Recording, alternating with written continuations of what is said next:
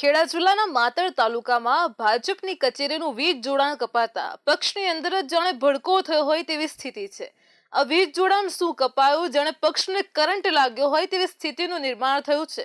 ભાજપની કચેરીનું વીજ જોડાણ કપાવવાને લઈને પક્ષમાં જ આંતરિક વિખવાદ સર્જાયો છે અને આક્ષેપ પ્રત્યે આક્ષેપ શરૂ થઈ ગયા છે। આ વીજ જોડાણ કપાવવાને લઈને પક્ષના જ બે જૂથો એકબીજા સામે આવી ગયા છે। વીજ જોડાણ કપાવવાને લઈને માતરના ભૂતપૂર્વ ધારાસભ્ય કેસરીસિંહ સોલંકી અને પક્ષના પૂર્વ સંયોજક ચંદ્રેશ પટેલનું જૂથ સામે આવી ગયું છે। આક્ષેપોનો રીતસરનો દોર ચાલુ થયો છે, તેના લીધે વિપક્ષને પણ આ નાટક જોવાની મજા પડી ગઈ છે। વિપક્ષ આરામથી બેઠા બેઠા શાસક પક્ષની આંતરિક ભવાઈ જુએ છે। ભાજપના ભૂતપૂર્વ ધારાસભ્ય વીજ જોડાણ કપાયું તે માટે ભૂતપૂર્વ સંયોજક ચંદ્રેશ પટેલને જવાબદાર ઠેરવતા તેમના ઉપર આક્ષેપોનો મારો ચલાવી રહ્યા છે। તેમણે જણાવ્યું હતું કે ભાજપની વર્તમાન કચેરી 2016માં કાંતિભાઈ પટેલ નામની વ્યક્તિ પાસેથી ભાડા કરાર પર લેવામાં આવી હતી। આ રીતે અહીં ભાજપની ઓફિસ શરૂ કરવામાં આવી હતી। આ ઓફિસમાં ભાજપની અનેક બેઠકો થઈ હતી। કેસરીસિંહ સોલંકીએ જણાવ્યું હતું કે 2016માં તેમણે આ જગ્યા અને મકાન ભાડા કરાર સાથે પોતાના ભાઈ મહેશ સોલંકીના નામે લીધું હતું, પણ હાલમાં આ મકાન અને આ જમીનનો ભાડા કરાર ભાજપના આગેવાન અને વિધાનસભાના ભૂતપૂર્વ સંયોજક ચંદ્રેશ પટેલના નામે થઈ ગયાનો આક્ષેપ તેમણે કર્યો હતો। આ ચંદ્રેશભાઈ ઉર્ફે પોપટભાઈને વારંવાર કંઈક ને કંઈક રીતે વિવાદ કેવો ઊભો થાય। સંઘની ઇલેક્શન વખતનો આ વિવાદ છે। એ પણ જિલ્લા કાર્યાલય ખાતે મારું રાજીનામું માગવા ગયા હતા એ જ ચંદ્રેશભાઈ, અને જે લોકો સાક્ષી બન્યા છે એ પણ આખી ટોળકી થઈ જિલ્લા કાર્યાલય ખાતે હતી, પણ એમને એક ખ્યાલ નથી, એ ભૂલી ગયા કે 16ની અંદર આ જગ્યાનો ભાડા કરાર રજીસ્ટરથી થયેલો હતો અને કેસરીસિંહે પાર્ટી કાર્યાલયના પાર્ટી તરફનો વાપરવા માટે આપી છે જગ્યા। એટલે કેસરીસિંહને આમાં શું ભૂલ? મેં આપી જગ્યા વાપરવા માટે એટલે મારી ભૂલ છે, પણ આ લોકોને ચોર લોકોને એવી ખબર પડી જઈ છે કે આપણે ખોટા છીએ, એટલે મીડિયાની અંદર આવીને એવું કહે છે કે સામે બેહીના પ્રશ્નનો નિકાલ લાવી દઈએ। એટલે મારે એવું કહેવું તો નિકાલ લાવવાનો તો તમારે રજીસ્ટર કરાય જ નહીં। આ જગ્યા મેં તમને વાપરવા માટે આપી છે, વેચાણ તો આપી નથી ને। જિલ્લા પ્રમુખ સાથે પણ મારે બીજા દિવસ વાત થઈ, એમને તરત એવું કહ્યું કે આ પોપટભાઈની ભૂલ છે, આવું ના કરવું જોઈએ। હવે જ્યારે આ વિવાદ સમગ્ર જે પોલીસ સ્ટેશને પહોંચે છે, શું છે અરજી તમે આપી છે કે આપવાની? સોમવારે આપવાની છે। એટલે અરજીમાં શું લખવામાં આવ્યું છે? અરજીની અંદર આ જ કરે કે અગાઉ 16ની અંદર રજીસ્ટર અમને કરી આપ્યું હતું, આની આ જગ્યાનું 2024ની અંદર ચંદ્રેશભાઈ રજીસ્ટર કર્યું, એ જ વિવાદ છે અમારો।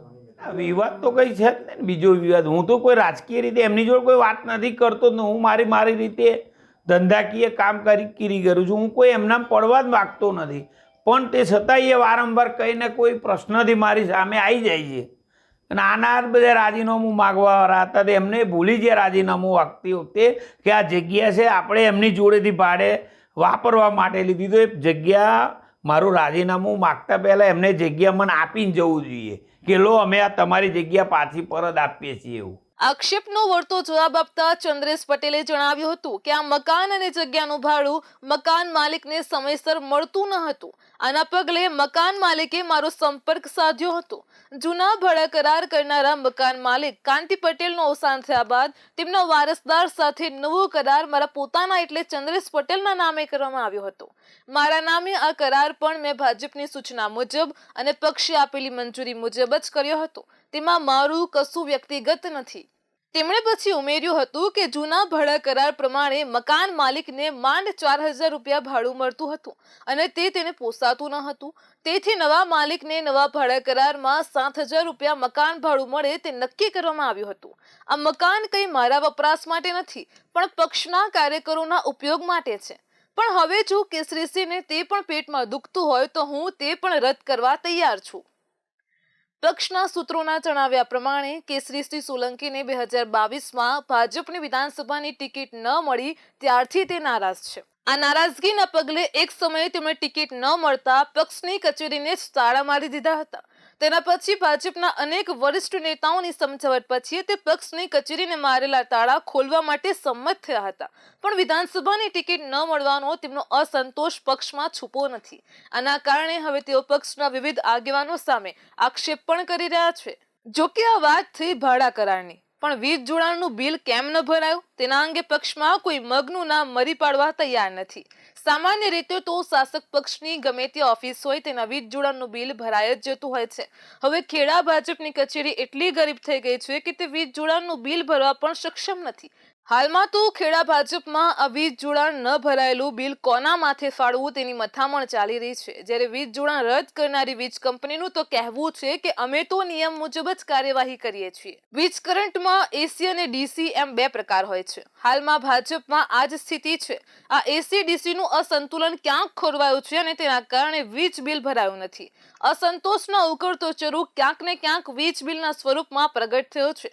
આગામી દિવસોમાં તેનું આ ઢાંકણું ખુલ્યું તો અનેક પ્રકારના કરંટ પક્ષને લાગે તો આશ્ચર્ય નહીં થાય. તેથી વહેલામાં વહેલી તકે આનો નિવેડો લાવવો જરૂરી છે.